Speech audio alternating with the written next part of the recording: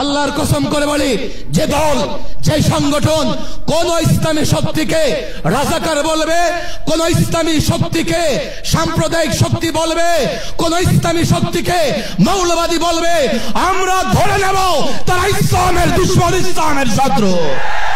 মাঠে আপনারা যারা আছেন আপনারাও বড় কষ্ট করছেন, তারপরেও যে জাতি ড্রোন কিংবা বুলেটের আঘাত পরোয়া করে না, তারা বৃষ্টি পরোয়া করতে পারে না।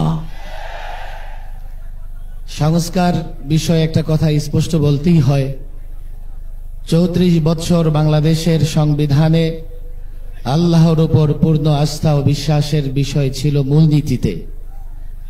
2011-তে ফেসিবাদী হাসিনা সরকার আল্লাহর উপর পূর্ণ আস্থা বিশ্বাস তুলে দিয়েছে। আমরা দাবি করেছি, সংস্কার কমিশনের সঙ্গে বৈঠকে দাবি করেছি।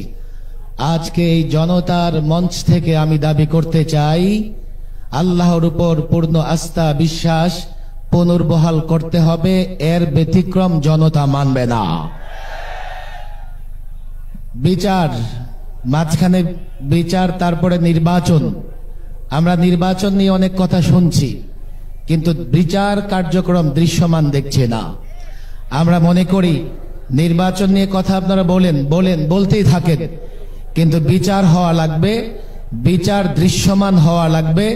ফেসিবাদের বিচার নয়, ফেসিবাদের দোসর যারা, তাদের বিচারও দৃশ্যমান হওয়া লাগবে।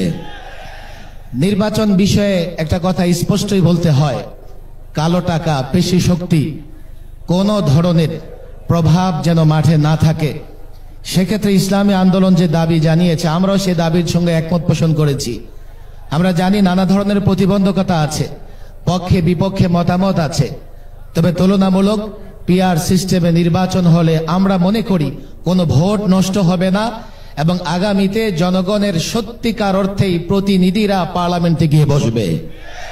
চূড়ান্ত কথা, গত 16 বছরে নয়, 53 বছরের বাংলাদেশে ইসলামী শক্তিকে দাবায় রাখবার জন্যে, ইসলামী শক্তিকে দুর্বল করবার জন্যে, ইসলামী শক্তিকে নানাভাবে প্রতিহত করবার জন্যে ষড়যন্ত্র হয়েছে।